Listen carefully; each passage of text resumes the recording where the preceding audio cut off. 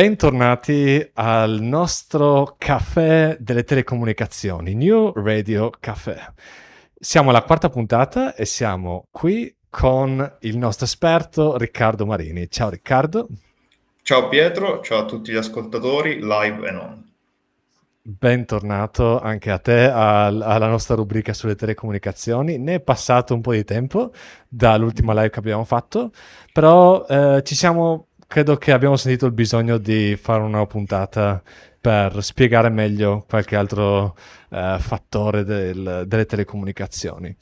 Allora, magari prima di partire, Sì. giusto per rinfrescare la memoria anche a chi ci ascolta, raccontaci cosa fai nella vita.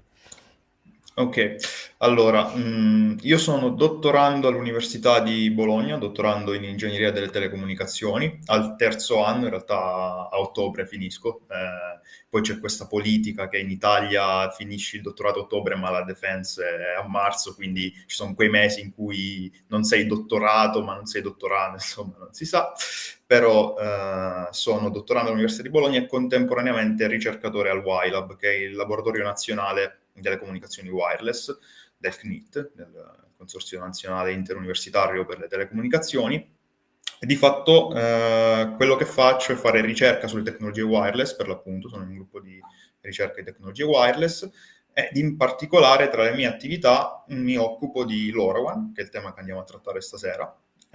Quindi di conseguenza diciamo che la mia voglia di parlare di LoRaWAN è anche figlia del fatto che è uno dei miei temi di ricerca, diciamo, più importanti. Ecco, il mio dottorato ho speso parecchio tempo a lavorare su questa tecnologia. Ok, ok, grazie. Nelle scorse puntate abbiamo parlato assieme a te, assieme a Marco Scocciai di 5G, di fibra ottica. Oggi però parliamo di un nuovo tema nel podcast, l'Internet of Things. E magari ti vorrei chiedere anche per spiegare meglio agli ascoltatori, eh, perché hai deciso di portare questa puntata sul podcast? Ma allora, diciamo che il tema dell'Internet of Things in generale, quindi esuliamo un attimo da LoRaWAN, sta prendendo sempre più piede, nel senso che ultimamente si sente sempre più parlare di Internet of Things, di oggetti connessi. L'Internet of Things di fatto è quel paradigma un po' che racchiude tutti quegli oggetti che attraverso delle tecnologie, dei protocolli di comunicazione vengono collegati alla rete per offrire un certo tipo di servizi, di funzionalità. E quindi diciamo che la necessità, tra virgolette, anche la voglia di fare una puntata del genere è un po' andare a cercare di trattare questi temi di cui si parla molto, ma di cui poi di fatto se ne vede poco l'applicazione. Cioè, l'Internet of Things è un termine molto bello, ne parliamo un sacco, leggiamo un sacco di articoli, però magari l'utente, diciamo, finale si guarda intorno e di applicazioni Internet of Things ne vede poche. Quindi andiamo un attimo a chiarire cosa vuol dire l'Internet of Things, andiamo anche a chiarire come si può fare l'Internet of Things, perché come hai giustamente detto tu, negli episodi precedenti abbiamo parlato di 5G e notoriamente diciamo che l'Internet of Things si associa al 5G, quando in realtà il tema è molto più vasto, esistono molte più tecnologie che si possono sfruttare e quindi di fatto la necessità di questo episodio nasce anche un po' dal fatto ok, cosa c'è oltre al 5G? Ci sono molte Ok. cose, proviamo a parlare di una. Ok, ok, quindi questa puntata sarà un cosa non ci dicono dell'Internet of Things. Esatto, esatto. Allora, quindi partiamo subito. In realtà, per te che ci ascolti in descrizione della live o della puntata, se ci stai ascoltando in podcast, ci sarà già un articolo su cui abbiamo basato questa puntata, in cui viene spiegato più o meno che cos'è l'LoRaWAN e in generale che cos'è l'Internet of Things. Io non sono un esperto di Internet of Things e questo articolo è stato abbastanza illuminante perché spiega con un esempio molto semplice che cos'è l'IoT e partono da una sedia. Allora chiedo a te Riccardo, riesci a spiegarci che cos'è l'IoT partendo da una sedia? Ok, allora riprendiamo per l'appunto l'esempio citato nell'articolo. supponiamo di voler sapere se una sedia in un determinato luogo, adesso probabilmente l'articolo faceva riferimento ad una biblioteca, ma in generale supponiamo di voler sapere se una sedia è occupata o meno, no? Quindi per, non so, contare il numero di persone che sono presenti in un posto, banalmente se ci sono delle postazioni a disposizione nel momento in cui si vuole andare in quel posto, e via dicendo. Allora, in generale, quando parliamo di Internet of Things, come tu giustamente hai sottolineato, si tende sempre un po' a parlare di queste applicazioni, magari anche di stampo, tra virgolette, futuristico, o meglio, di dispositivi ipertecnologici, quando in realtà si può prendere anche una comunissima sedia e trasformarla in un'applicazione Internet of Things. Perché di fatto nel momento in cui noi vogliamo sapere se questa sedia è occupata o meno, dobbiamo di fatto dotare la sedia di un certo tipo di caratteristiche che ci permettano di farlo. Allora, le caratteristiche quali sono di fatto? Al di là, diciamo, di un identificativo che ci vada a dire qual è la sedia di cui ci stiamo preoccupando, tra virgolette, qual è la sedia che stiamo cercando di capire se è occupata o meno, abbiamo bisogno di un protocollo di comunicazione, una tecnologia che permetta alla sedia di comunicare con internet e quindi di notificare se è occupato o meno. Abbiamo bisogno di un modo in cui la sedia capisca di essere occupata o meno. Nell'articolo si fa riferimento a darle dei sensi, tra virgolette, quindi utilizzare di fatto dei sensori, in questo caso non so, un sensore di presenza di persone, un sensore di pressione se qualcuno è seduto sulla sedia, dipende dal tipo di applicazione, comunque in generale della sensoristica che permetta di estrarre l'informazione utile di cui abbiamo bisogno ed infine diciamo di un'interfaccia che la metta in comunicazione con l'utente finale che poi vuole accedere a questa informazione. Quindi diciamo che di fatto un'applicazione Internet of Things ha bisogno di questi tre componenti fondamentali. Noi questa sera andremo in particolare a parlare del primo, nel senso il protocollo di comunicazione che permette alla sedia di inviare questa notifica, di avvisare se è occupato o meno. Però ovviamente gli altri due sono ugualmente fondamentali perché non è possibile realizzare un'applicazione se una di queste tre componenti viene a cadere. Quindi di fatto si può pensare di rendere smart, poi in gergo non si dice, no? Quando si parla di dispositivi intelligenti si parla sempre di smart devices, quindi di rendere smart un oggetto che potenzialmente non lo è, equipaggiandolo in maniera tale da offrire una certa funzione, quindi un certo tipo di servizio, e poi di fatto ad un utente finale che vuole usufruire di una determinata funzionalità di quell'oggetto.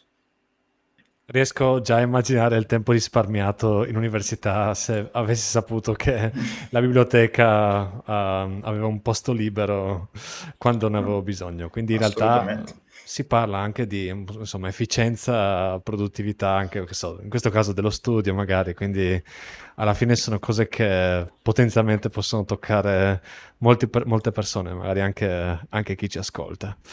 Certo. Ok, quindi andiamo avanti. Allora, sempre parlando dell'articolo, adesso vorrei citare una parte. Mm. Dicono, il caso d'uso della sedia è semplice. Voglio sapere se la sedia è occupata e da chi. Ma, come hai detto tu, Riccardo, il tipo di comunicazione wireless tra la sedia e internet è il vero nodo da sciogliere, perché ci sono numerosissime tecnologie di trasmissione wireless. Wi-Fi, Bluetooth, 2G, 3G, 4G, 5G, LoRaWAN, LTE, eccetera, eccetera. Ed è qui che le cose si complicano. E quindi, in questo caso, cosa usare?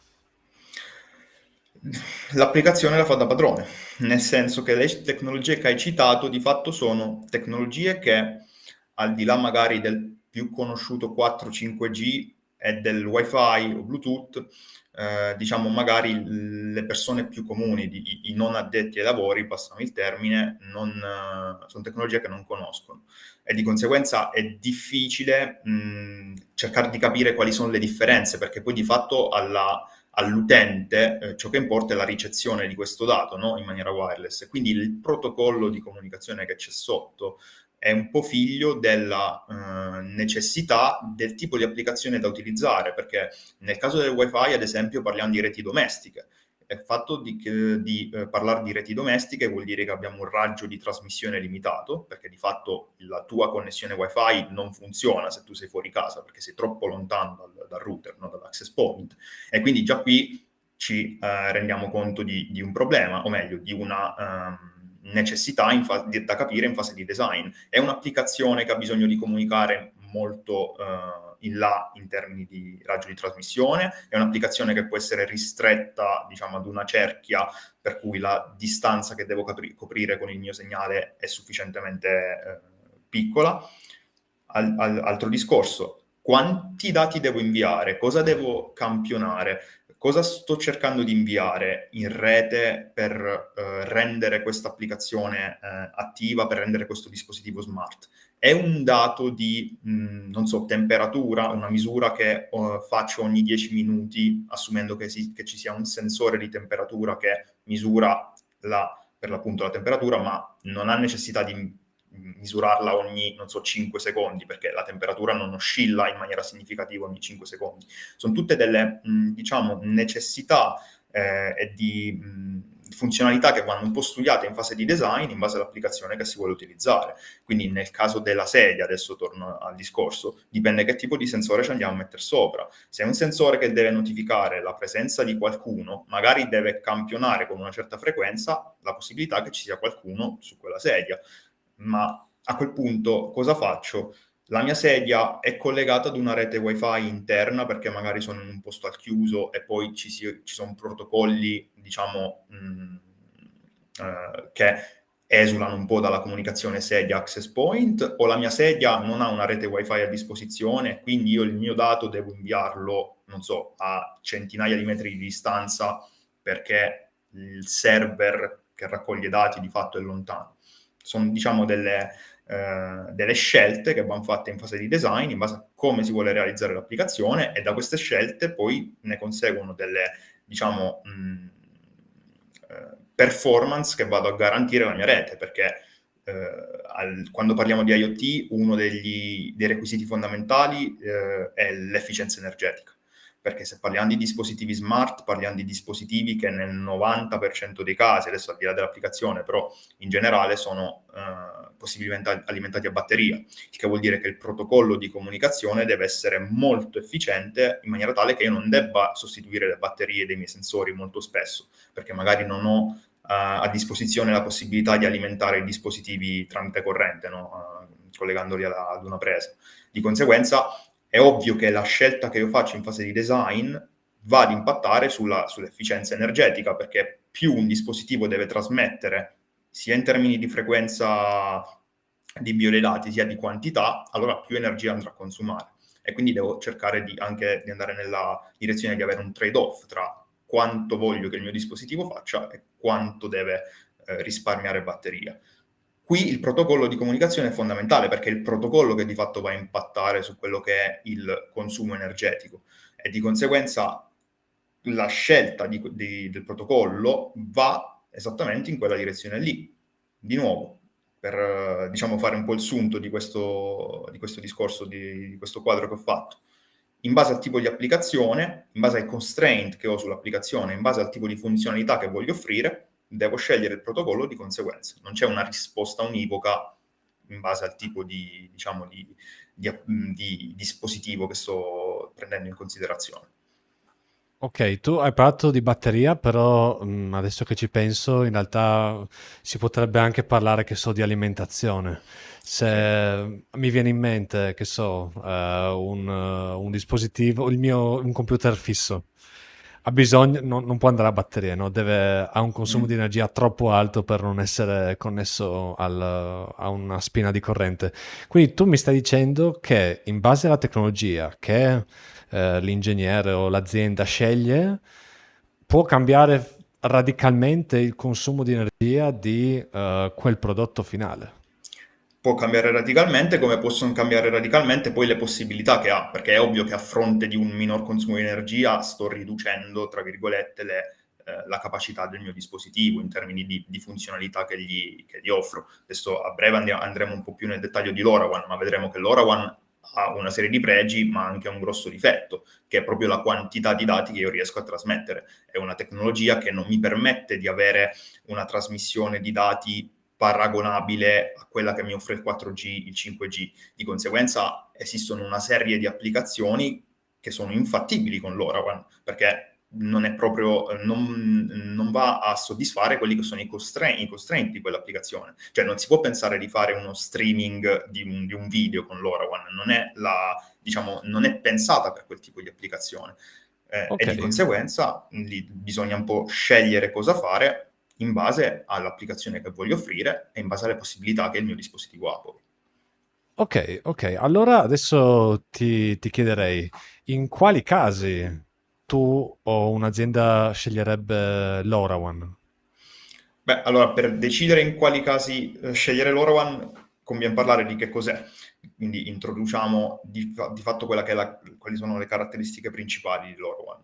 Allora, in generale, LoRaWAN ricade in quella, cerchia di protocolli wireless definiti Low Power Wide Area Network. E qui introduciamo i due termini fondamentali, i due concetti fondamentali di LoRaWAN, Low Power e Wide Area Network. Low power vuol dire proprio banalmente basso consumo di energia, nel senso bassa potenza. Scusa I Riccardo, ti dispositivi... blocco solo un attimo. Anche Sì. per chi ci ascolta che non è un esperto, riesci anche a spiegarci che cos'è un protocollo nell'ambito di questi dispositivi smart?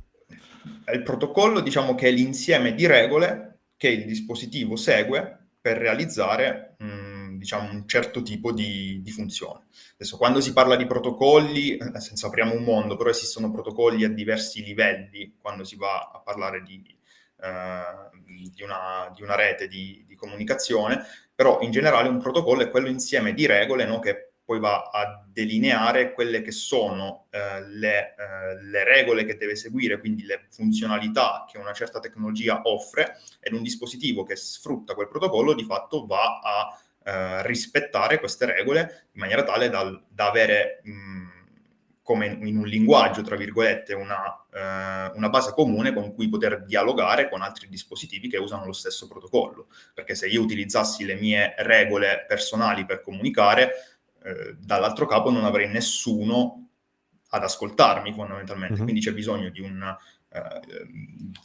di regole comuni che ti permettano di dire ok, io utilizzo queste regole per comunicare perché mi aspetto che ci saranno delle altre entità che utilizzano le stesse regole per comunicare a loro volta o per starmi a sentire. Ok. Quindi quando mi riferisco a protocollo mi riferisco all'insieme di regole di fatto che vanno a descrivere il funzionamento di un certo tipo di tecnologia, per farla Ok, perfetto. molto, molto breve. Continua pure quindi su che cos'è LoRaWAN. No, certo. E quindi dicevo per l'appunto che fa parte di quei protocolli definiti Low Power Wide Area Network, dove Low Power sta per un basso consumo di energia. I dispositivi LoRaWAN, il grande, grande, enorme vantaggio dei dispositivi LoRaWAN è che hanno un consumo di energia molto, molto ridotto rispetto ad altre tecnologie. Non è minimamente paragonabile il consumo di energia di LoRaWAN rispetto al 5G. I dispositivi LoRaWAN consumano molto meno.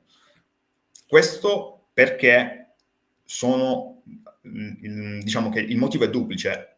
Da una parte è figlia della tecnologia, cioè la tecnologia è stata pensata in maniera tale che le regole che utilizza adesso, come vengono realizzate le trasmissioni utilizzando LoRaWAN ed in particolare, ci arriverò a breve, la modulazione LoRa, che è diciamo il punto di forza della modulazione LoRaWAN, della tecnologia LoRaWAN,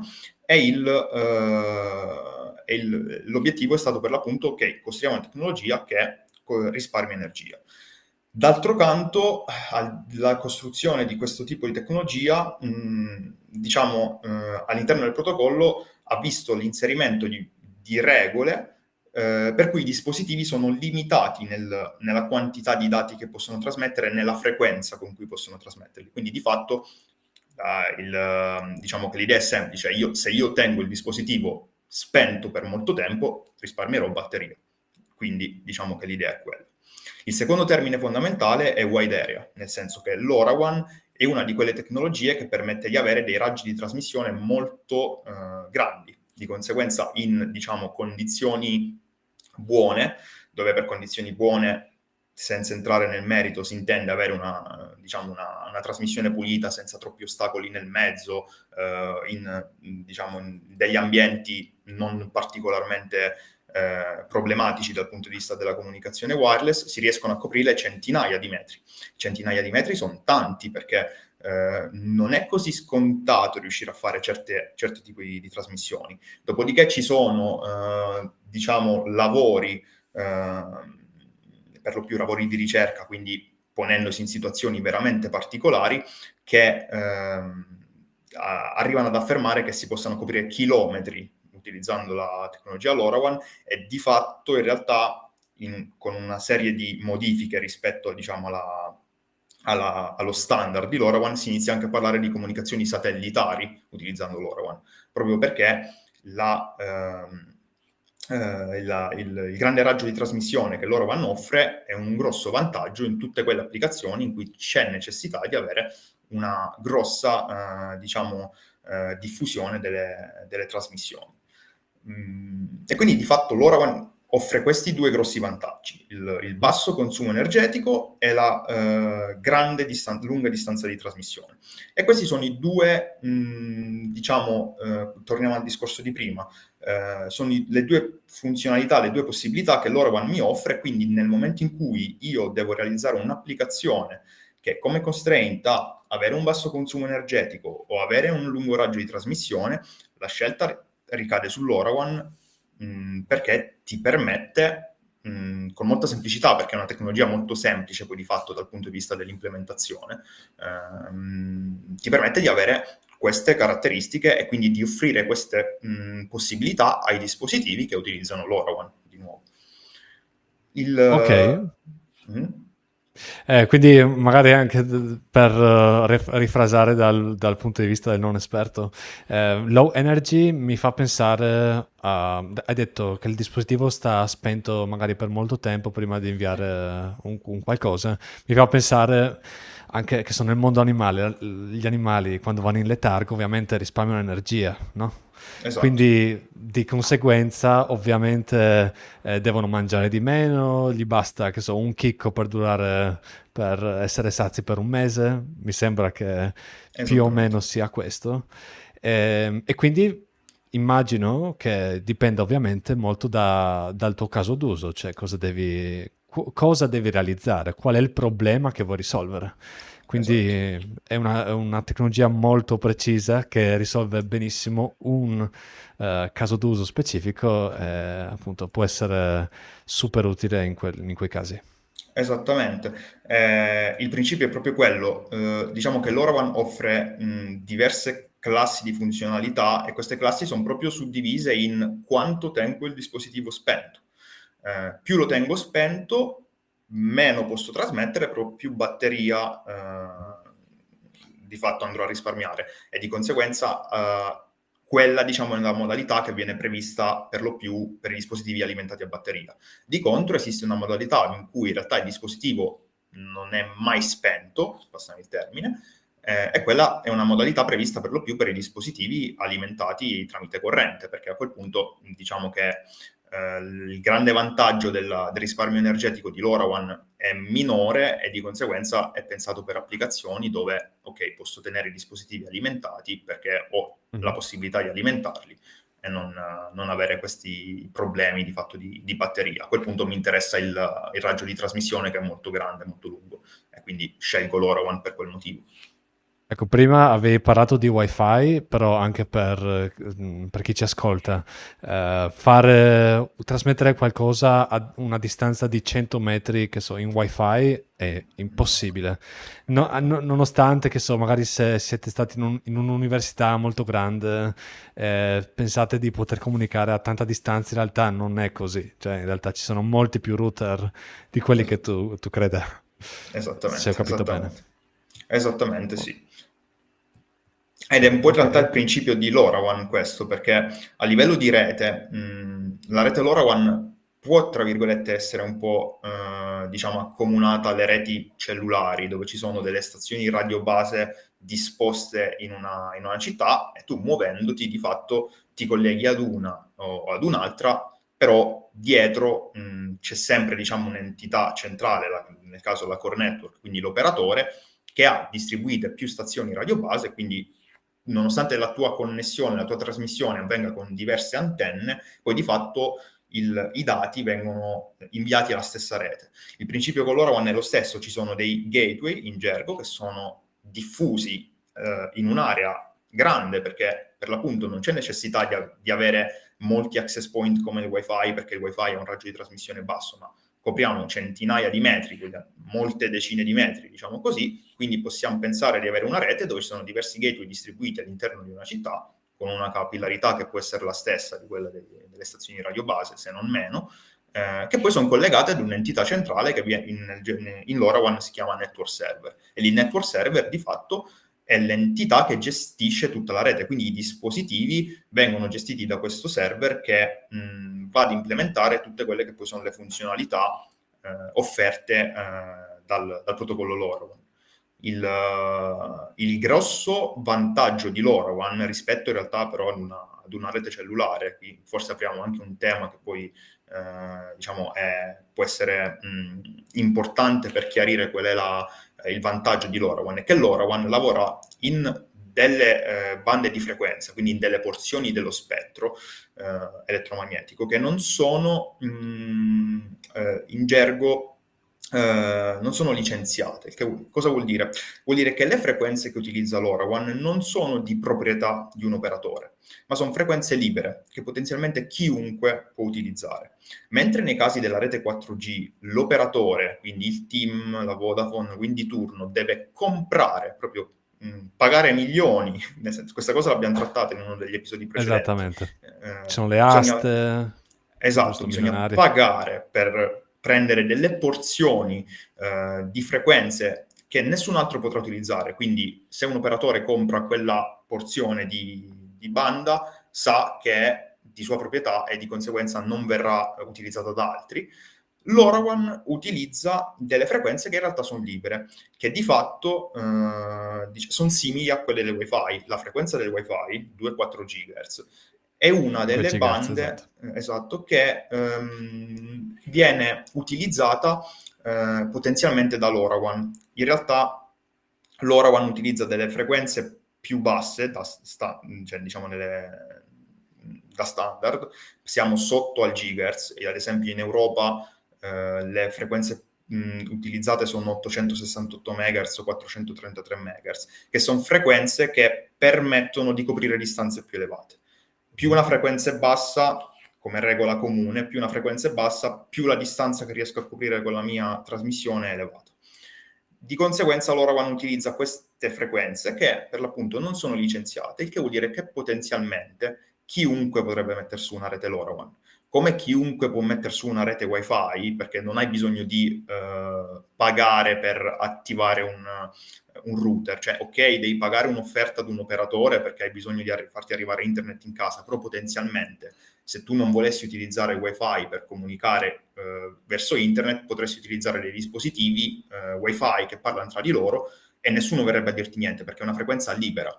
Di conseguenza potenzialmente chiunque potrebbe mettere su una rete LoRaWAN, ovvio. Non tutti comprerebbero dei gateway, infrastrutture, network server per realizzare la rete. Però questo è un grosso vantaggio perché comunque va ad avvantaggiare quelli che sono gli utenti finali, perché un operatore potenzialmente non ha bisogno di pagare le frequenze per realizzare una rete LoRaWAN da mettere a disposizione e quindi può essere spronato, tra virgolette, a mettere su una rete LoRaWAN per offrire un certo tipo di servizi. Cosa che di fatto con le frequenze del 4G, del 5G non succede, perché quelle per l'appunto vanno pagate.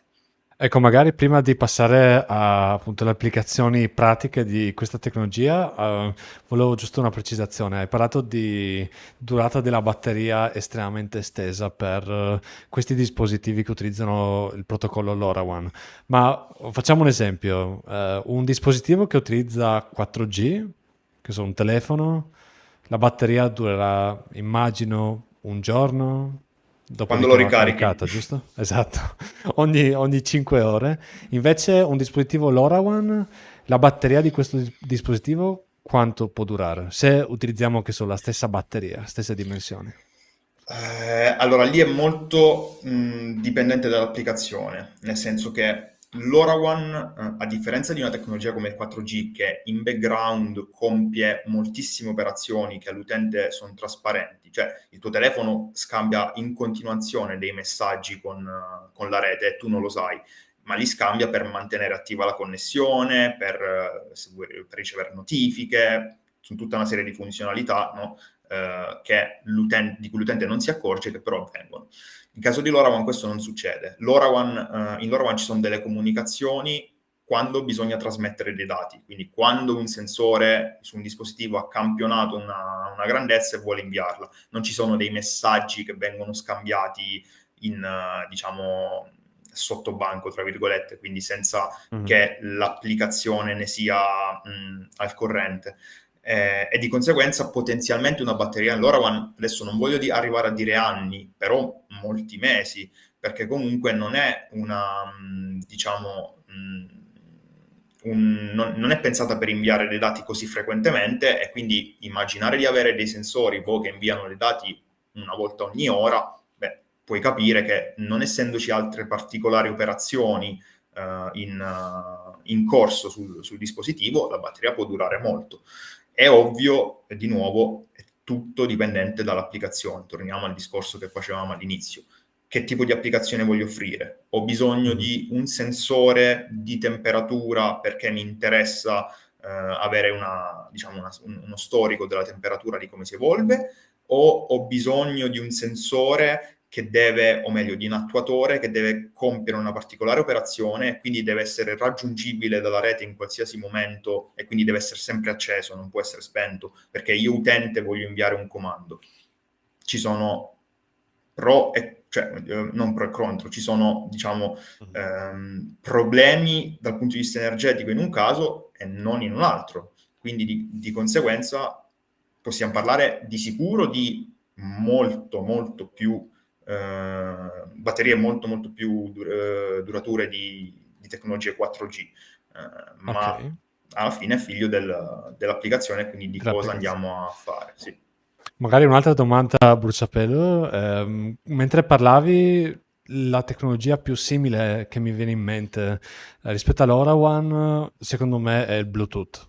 Qua ho una bilancia digitale, si collega in Bluetooth, credo low energy, quindi Mm. basso consumo col mio telefono. Ehm, è simile o in quali casi LoRaWAN è vincente rispetto alla tecnologia Bluetooth, per esempio? Allora, partiamo dal presupposto che Bluetooth siamo su raggi di trasmissione ancora più ridotti del Wi-Fi, parliamo di personal area network in quel caso. Quindi parliamo di metri, punto. Se Ok, quindi la spesso, distanza praticamente. sì, perché spesso non Ok. so non so se hai ad esempio un orologio connesso al Vabbè, telefono, certo. 2 o 3 Fai stanze le di distanza, scale, l'hai esatto. perso. Quindi magari col Ok. Wi-Fi riusciresti ancora a comunicare, col Bluetooth no. Inoltre il Bluetooth è una tecnologia di tipo punto-punto, nel senso che due dispositivi comunicano tra loro e basta. LoRaWAN è una tecnologia che viene definita invece a stella, perché c'è un ente centrale, che in caso è un gateway, a cui tanti dispositivi comunicano. Quindi se ci sono ad esempio due sensori che utilizzano LoRaWAN, questi non comunicano tra di loro. Se dovessero scambiarsi dei messaggi, comunicherebbero comunque attraverso un gateway, che è, diciamo, il centro di questa stella, no? Quindi tutti i messaggi passano dal gateway e poi eventualmente vengono reinoltrati diciamo, alla destinazione. Però in generale questa è una grossa differenza rispetto al Bluetooth. In realtà ti posso dire che la tecnologia, una delle tecnologie più simili all'LoRaWAN, in termini per lo più applicativi, non in realtà dal punto di vista tecnico, è il 4G, o meglio, Ok. Narrowband IoT. Narrowband IoT è una versione del 4G appositamente modificata per funzionare in regime di applicazioni Internet of Things, quindi avendo in mente il risparmio energetico, potenzialmente un più esteso raggio di trasmissione rispetto al 4G standard. Ed è proprio una risposta che il 3GPP, l'ente che appunto regola gli standard che vengono utilizzati per le reti cellulari, quindi 4G, 5G, ha pensato e realizzato come risposta all'LoRaWAN, per non perdere, diciamo, quella fetta di mercato. Il grosso problema di Narrowband IoT è che, essendo figlio del 4G, si porta dietro tutti quei problemi a cui facevo riferimento prima sul Consumo di numero energia, esatto, sul eccetera. consumo di Ok. energia che va a richiedere dispositivi. Di contro Mhm. permette di inviare una mole di dati molto più elevata. Quindi anche lì scelgo Narrowband IoT o LoRaWAN, dipende dall'applicazione che voglio realizzare, però di fatto quello è il grosso competitor di LoRaWAN, o meglio, Ok. LoRaWAN è il grosso competitor di Narrowband IoT. Allora, prima di rispondere alla domanda perché non se ne parla di LoRaWAN, che in realtà l'hai già detto un po' adesso, Esatto. mi piacerebbe, magari anche per chi ci ascolta, sapere da te se ci sono già in realtà applicazioni o aziende, enti che già utilizzano LoRaWAN ad oggi e magari non ce ne siamo accorti. Allora, diciamo che rispondo anche semplicemente un po' alla domanda perché non se ne parla, perché le due cose sono collegate. In Italia, prima ho detto che le frequenze che utilizza LoRaWAN sono libere. In realtà in Italia non era così. L'Italia era l'unico paese in Europa che, nel momento in cui c'è stata la possibilità, tra virgolette, è stato realizzato LoRaWAN, quindi di conseguenza quelle bande sono state assegnate, o meglio, non sono state assegnate, sono rimaste libere per l'utilizzo. In Italia quelle bande specifiche, la 868 MHz in particolare, erano in mano al Ministero della Difesa, venivano utilizzate per applicazioni, diciamo, per comunicazioni militari. Di conseguenza, quella banda non è mai stata libera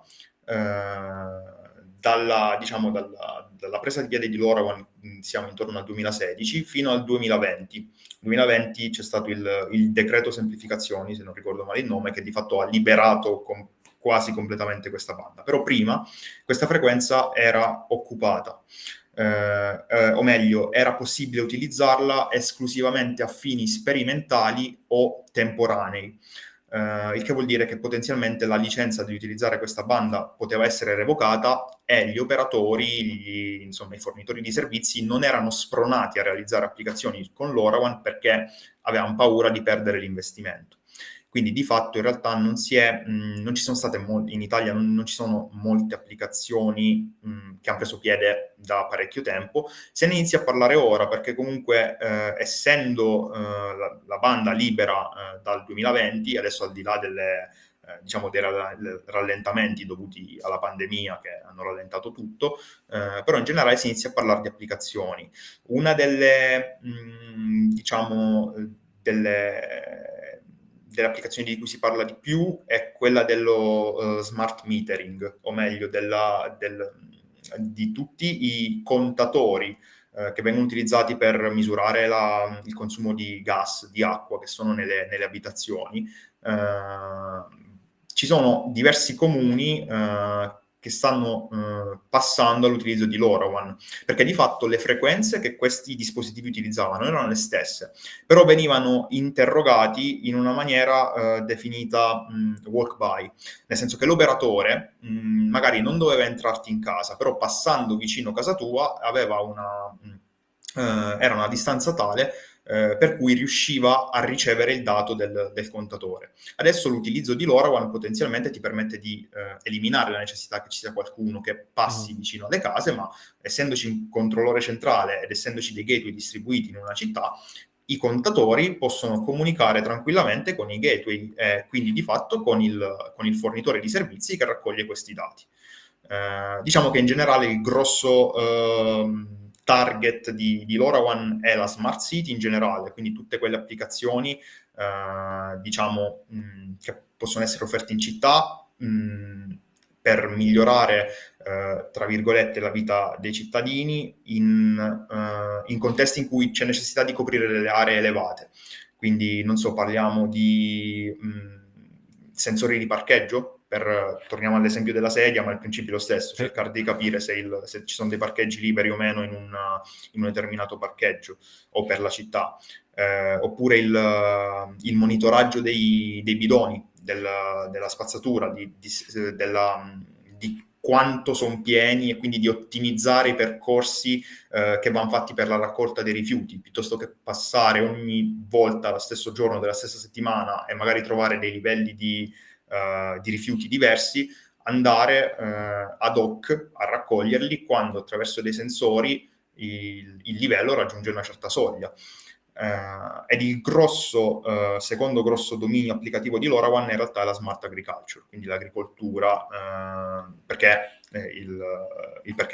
cioè, è figlio proprio delle caratteristiche di LoRaWAN. In agricoltura, se bisogna coprire ettari di terreno dove non ci sono ostacoli, quindi potenzialmente la trasmissione diciamo, avviene in buone condizioni, con LoRaWAN si riescono a coprire lì veramente centinaia di metri, quindi potenzialmente con un unico gateway riuscire a coprire ettari di terreno e quindi potenzialmente avere dei sensori distribuiti nel campo che monitorano qualsiasi tipo di grandezza voglia monitorare. Uno dei grossi problemi in agricoltura, ad esempio, è il consumo d'acqua, quindi avere dei sensori di umidità che mi dicano quando devo irrigare, eliminando quindi di nuovo la necessità, o meglio la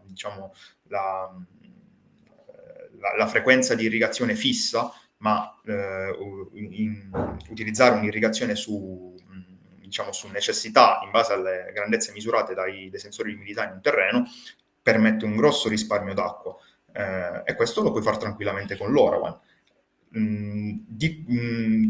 Ancora di più, nelle zone rurali, quindi in corrispondenza di campi, eccetera, spesso se tu usi il tuo telefono non prende, il che vuol dire che non è una zona ben coperta, e quindi potenzialmente, torno al discorso di prima, se io volessi utilizzare Narrowband IoT, non potrei, perché Narrowband IoT utilizza la stessa infrastruttura del 5G, e se quindi il 4G e il 5G non funzionano, io non posso utilizzare neanche Narrowband IoT, e di conseguenza la soluzione viene da sé, utilizziamo LoRaWAN.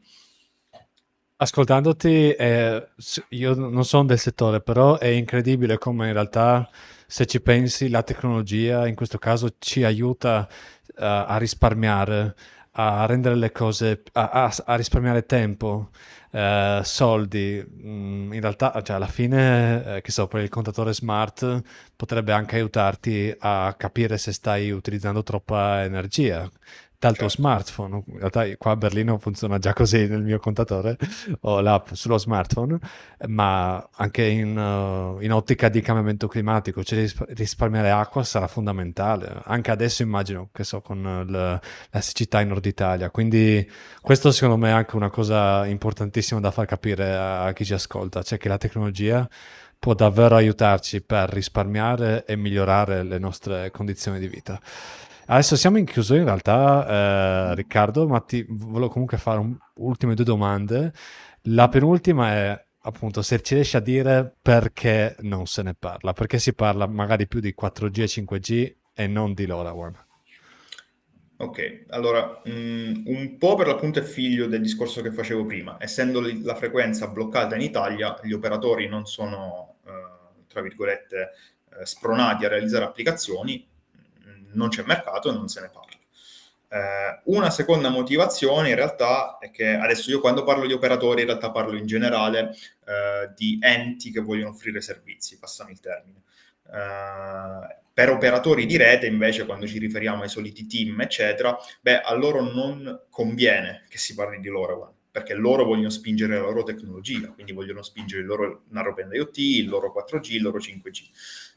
Quindi di conseguenza diciamo, a loro fa comodo che questa cosa venga un po' insabbiata, no? Come tecnologia.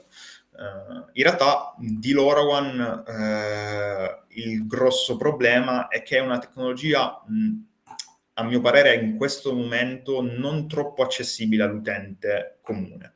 Cioè io la vedo più come una tecnologia per l'appunto dei fornitori di servizi, perché per chi vuole realizzare delle applicazioni da mettere a disposizione degli utenti, e non di una persona comune, tra virgolette, che voglia comprare un dispositivo IoT e utilizzare LoRaWAN. E quindi diciamo che se ne parla poco perché è una tecnologia poco adatta ad un utilizzo personale, mettiamola così. L'utilizzo di LoRaWAN, l'abbiamo capito, è, diciamo, ha la sua forza nel momento in cui se ne fa un utilizzo massivo, quindi con molti sensori che realizzano un certo tipo di applicazione, perché il grosso vantaggio è che si possono coprire delle aree molto grandi, e di conseguenza io posso avere a disposizione un'infrastruttura di rete non troppo costosa, ma che mi copra un'area molto grande. Quindi per me vanno fatti un po' dei passi avanti da questo punto di vista per cercare di diffonderla di più. Però è vero che diciamo che ci stiamo provando, nel senso che ad esempio in Emilia-Romagna, a Bologna in particolare, ma un po' in tutta l'Emilia, l'Epida, che è un ente che realizza infrastrutture per la pubblica amministrazione, ha realizzato una rete LoRaWAN e la rete LoRaWAN è accessibile gratuitamente. Una cosa forse che prima ci è sfuggita parlando di Narrowband IoT è che Narrowband IoT, essendo basato su 4G, ha bisogno di una SIM, quindi di un'offerta da sottoscrivere con un operatore per funzionare. Quindi LoRaWAN no. paghi al mese una SIM, un abbonamento. Esattamente. LoRaWan Ok. no. E a maggior ragione, Per non ogni essendo... dispositivo. Certo, Quindi sì, se hai una 5 SIM. sensori, 5 SIM. Sì, esattamente. Per ogni dispositivo. Con LoRaWAN no, non hai bisogno di pagare, no? Dicevo prima, la banda non è licenziata e quindi di conseguenza l'utilizzo è gratuito e a maggior ragione l'Epida ha realizzato un'infrastruttura, quindi comunque ha investito, però mettendola a disposizione gratuitamente. Cosa vuol dire? Vuol dire che potenzialmente tu, o meglio, persona di turno che acquista un dispositivo LoRaWAN può andare sul network server di Lepida, su una pagina web a cui ci si collega al server che gestisce la rete LoRaWAN di Lepida, registrare il proprio dispositivo e vedere i dati. È ovvio, e qui arrivo un po' al punto di prima dove non la vedo ancora troppo utile a livello personale, è ovvio che bisogna essere un minimo smanettoni, nel senso che cioè, bisogna sapere cosa fare con quel dispositivo e quello che fa di fatto il network server poi è metterti a disposizione i dati in un formato grezzo, quindi c'è bisogno di conoscenze anche semplicemente a livello diciamo di realizzazione di applicazioni web che ti permettano di rendere quei dati grezzi leggibili per un utente comune. Quindi per dirti, non hai possibilità di vedere i dati su una curva, su un contatore, non hai un'interfaccia grafica con cui poter offrire un prodotto. Però è un primo passo, perché comunque c'è chi può realizzare applicazioni LoRaWAN, vendere dispositivi LoRaWAN e magari vendere un pacchetto che comprenda un'applicazione per la lettura di questi dati, però non ha bisogno dell'infrastruttura di rete LoRaWAN, perché esiste già, ti puoi appoggiare a quella. Ok, quindi servirà in futuro comunque la collaborazione, per esempio, dei comuni, direi dei comuni, delle aziende che so, magari Enel, che metteranno router apposta per LoRaWAN, eccetera, eccetera. Ok, speriamo che questa puntata sia utile anche per, insomma, diffondere la conoscenza di questa tecnologia. Ultima domanda, magari per chi vorrebbe saperne di più o magari sperimentare con LoRaWAN, dove possono andare i nostri ascoltatori? Allora, innanzitutto LoRaWAN è una tecnologia, è un protocollo aperto. Protocollo aperto vuol dire che è possibile trovare in rete la documentazione ufficiale che viene rilasciata ed aggiornata periodicamente, perché essendo un protocollo aperto, open source, è possibile implementarlo, tra virgolette, senza diciamo, doversi inventare nulla. Non abbiamo parlato di una parte di LoRaWAN che è la modulazione LoRa, che è la magia sotto quella che fa il giochino, perché quella è una tecnologia proprietaria invece. Quindi LoRaWAN si appoggia all'utilizzo di una tecnologia proprietaria che, per l'appunto essendo proprietaria, non ha molti documenti diciamo, che la descrivono in maniera dettagliata, però è possibile acquistare chip che utilizzano la modulazione LoRa e quindi di conseguenza utilizzare LoRaWAN. È ovvio, di nuovo, che questo richiede un certo tipo di conoscenze. Nel momento in cui si vuole approcciare LoRaWAN dal punto di vista applicativo, quindi io potenzialmente voglio un sensore che utilizzi LoRaWAN per fare qualcosa, bisogna andare su delle soluzioni, diciamo, già pronte. È difficile senza un certo tipo di conoscenze, di capacità di programmazione, di realizzazione di dispositivi hardware, pensare di poter fare qualcosa da soli. Però nel mercato in realtà di dispositivi LoRaWAN se ne iniziano a vedere, soprattutto da produttori esteri ovviamente, perché in Italia, non essendo molto spinta la cosa, se ne trovano poche. Però potenzialmente esistono, c'è una comunità molto attiva su LoRaWAN e di conseguenza c'è molta documentazione, ci sono molte applicazioni open source che si possono implementare acquistando i materiali necessari. Quindi diciamo che per ora è ancora tutto racchiuso in una bolla e all'utente finale LoRaWAN è sconosciuto per questo motivo. Se qualcuno vuole approcciarsi alla cosa, bisogna iniziare innanzitutto a leggere, a capire che cos'è. Noi questa sera abbiamo toccato un po' di temi di LoRaWAN molto, diciamo, in maniera generica per cercare di capire quali sono le grosse potenzialità e anche i problemi, tra virgolette, che si porta dietro. Però in generale il mio consiglio è cercare di approfondire un po' cosa vuol dire avere a che fare con una rete LoRaWAN e quindi cercare di capire se perché voglio usare LoRaWAN? Perché ho in mente un'applicazione particolare? Bene. Mm-hmm. Ne vale la pena usare LoRaWAN? Benissimo. Certo. Sono io il primo contento a dire ok, meglio LoRaWAN che non utilizzare altre tecnologie. Esiste già qualcuno che l'ha fatto, quindi io posso acquistare il dispositivo, cercare potenzialmente una rete, se abito in delle zone dove la rete mi viene messa a disposizione e registrare su quella rete. Bene, quindi diciamo che in questo momento l'approccio è questo qua. Come sempre, anche io ci tengo a ricordarlo da ingegnere software, la tecnologia è solo uno strumento. Quello che noi facciamo è risolvere problemi, pensando all'utente finale. Come raggiungerlo si vedrà. L'ora va magari ha senso, magari non ha senso, però quello che facciamo è risolvere problemi per te che ci ascolti, per me, per gli utenti. Quindi quello è il punto di partenza. Hai fatto benissimo a ricordarlo, Riccardo.